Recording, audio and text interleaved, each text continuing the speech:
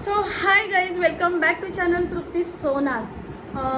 Happy Diwali सगळ्यांना माझ्या पूर्ण माझ्या पूर्ण फॅमिलीपासून तुमच्या सगळ्या सर्व पूर्ण परिवाराला हॅपी दिवाळी.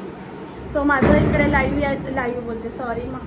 मला इथे व्हिडिओ बनवायचं कारण हे आहे की मी खूप दिवस झाले व्लॉग नव्हती टाकत. त्याचा रिझन मला शेअर करायचं आहे. आणि माझ्या प्रिन्सीची हालत खूप खराब आहे. मी शेअर करीन पाहिजे असेल तर, पण नाही दाखवू शकत. ते खूप खराब आहे माझ्या प्रिन्सीची हालत. असो, प्रत्येकाला प्रत्येकाची कर्माची शिक्षा मिळते. प्रत्येकाला प्रत्येकाचे कर्म भोगावे लागतात. मी एवढं नक्की बोलीन. त्या डॉक्टरला मी बदवा देत नाही, पण बोलतात ना, मुक्या प्राण्यांचे बदवा आपोआप लागतात. सॉरी तुम्हाला फटाकड्यांचा आवाज येतो, पण मला हा व्लॉग टाकायचा आहे. सो माझा बोलायचा उद्देश हा आहे. माझी प्रिन्सीचा ब्लॉग गेल्या वेळेचा तुम्ही बघितला असेल की प्रिन्सीचं ऑपरेशन सक्सेसफुल, हा त्याचा हे होता. सो प्रिन्सीचं ऑपरेशन सक्सेसफुल झालेलं नाही आहे. प्रिन्सीचं ऑपरेशन देखील झालेलं नाही. आम्हाला गंडवण्यात आलं, आम्हाला खोटं बोलण्यात आलं, आम्हाला फसवलं गेलं आणि आमच्याकडनं खूप सारे पैसे घेतले. तर तुम्हीसुद्धा फसले नाही पाहिजे म्हणून तुम्हाला मी सांगते. मला डॉक्टरचं नाव घ्यायचं नाही आहे, पण मी एवढं नक्की आहे की मी त्याच्या दारात जाऊन ही क्लिअर झाल्यानंतर ना मी नक्कीच हे करणार. सो तुम्हाला मी सांगते, फ्रायडेला मी त्यांच्या क्लिनिकला गेलेली. त्यांनी मला सांगितलं सॅटर्डे संडे आमचे डॉक्टर्स येतात, सर्जन डॉक्टर येतात. माझं प्रिन्सीकडे लक्ष, थोडं प्रिन्सी तिकडे ना, बसा बाबू बसा. तो सर्जन येतात, तर ते काय तुम्हाला डिसाईड करतील आणि त्याच्यानंतर तुमच्या डॉगचं आम्ही ट्रीट करू, ऑपरेशन करू. त्याच्यानंतर त्यांनी मला सांगितलं हे जे लक्षणं आहेत ती कॅन्सरची दिसत आहेत. सो त्यावेळेस माझं डोकं खूप, त्या लोकांनी आऊट करून टाकलेलं हे वाक्य बोलून. आमच्या घरात खूप टेन्शनचं माहोल होतं आणि कसली दिवाळी आणि कसलं काय. मग त्याच्यानंतर आम्ही ते घाबरून आम्ही रविवारी तिकडे गेलो, त्यांच्या घरी बोलते, त्यांच्या क्लिनिकमध्ये गेलो. सॉरी म्हणजे शब्द इकडे तिकडे होत आहेत. त्यांच्या क्लिनिकमध्ये गेलो आणि त्यांच्या क्लिनिकमध्ये गेल्यानंतर त्यांनी नाही तिची ब्लड टेस्ट केली आणि त्यांनी नाही त्यांचं रिपोर्ट काढलं. ठीक आहे. आणि उलटं माझ्यावर ब्लेम करतात की मी सांगितलं की तुम्ही तिला फक्त ह्या पेनमधनं मुक्त करा, तुम्ही क्लीन करून द्या. अजिबात नाही. माझ्या मुलीची एवढीशी गाठ एवढी झाली आजच्या तारखेमध्ये. तिच्या निप्पल पूर्ण डेड झालेला आहे. तिला ब्रेस्टचं मिल्कची गाठ झालेली. सो असं माझा बोलायचा उद्देश आहे, तुम्ही क्लिअर बोला. तुम्ही क्लिअर बोला. तुम्ही कोणाला फसवू कसं शकता? तुम्ही एवढे पैसे एटू कसं शकता? मान्य आहे तुम्हाला दिवाळी करायची, तुम्ही करा दिवाळी, पण अशा पैशांनी? अरे अशा तुम्ही तुमच्या पोरांना तरी खाऊ घालू शकता का? हां, निर्लज्ज माणसं. सो मला वाटतं त्या व्लॉगमध्ये ना दिसत असेल ते क्लिनिक. सो समजणारे समजून जातील. सो दुसरी गोष्ट की आम्ही संडेला गेल्यानंतर मला मला सांगितले सर्जरीचे, त्यांनी सांगितले 12,000 रुपये.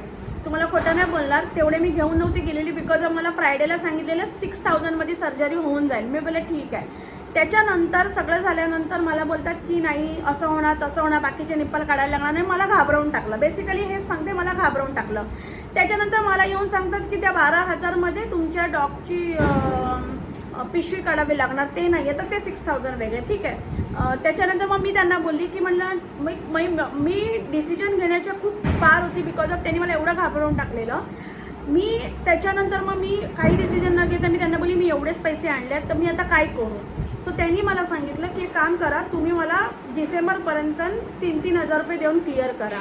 सो मी रेडी झाली, कारण की आपल्या माणसाचा जीव, आपल्या घरच्या एका व्यक्तीचा जीव वाचायचं बोललं तर आपण काही करू शकतो. तर सगळं झाल्यानंतर त्यांनी ते खोमसून काढलं. 4 जण होते ते डॉक्टर. त्याच्यानंतर ते बाहेर आले. एक डॉक्टर बाहेर येऊन माझ्या नवऱ्याला आणि माझ्या मुलीला, आणखी मी तेव्हा तिथे नव्हते, मी आतमध्ये गेली कारण की मला ड्रेसिंग करायला दाखवते. तर नवऱ्याला आणि माझ्या मुलीला बोलतात की तुम्ही वाचलात, तुमच्या डॉगला आहे ना ट्युमर नाही आहे. आम्ही खूप माइंड फ्री झालो. सो त्यांनी आम्हाला समोरून सांगितलं की बरं झालं तुमच्या डॉगला ट्युमर नाही. म्हणजे ठीक आहे.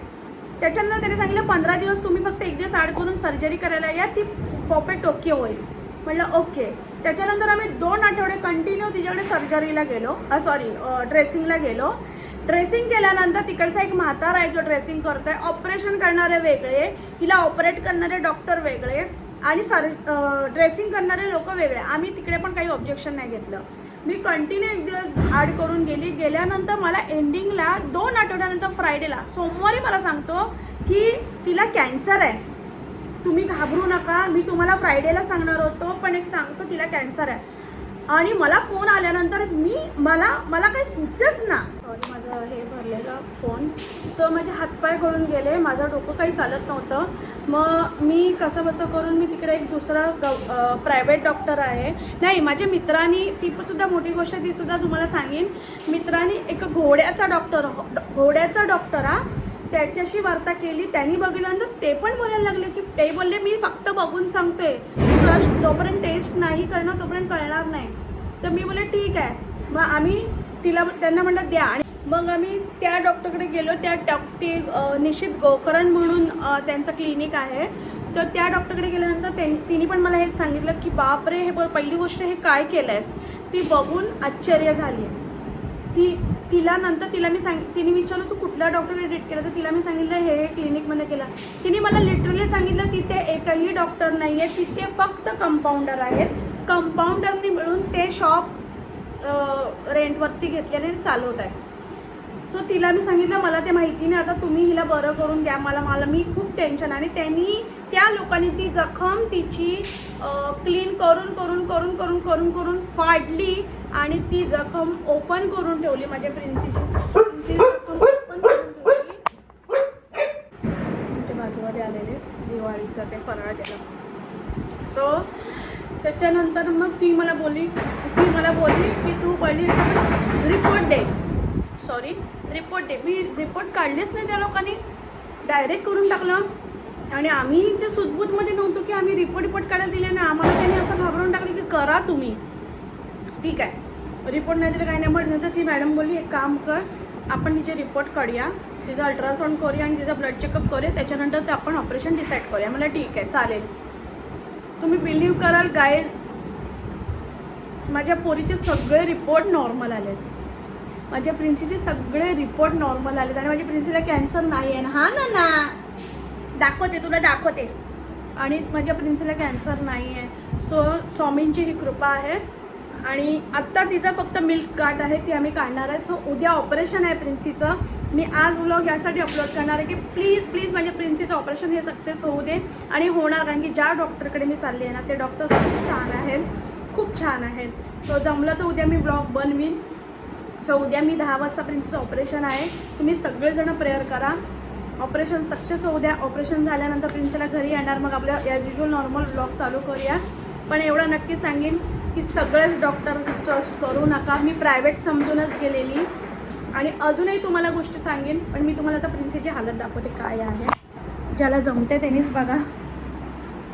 सो ही आहे माझी नना आणि ही आहे गाठ.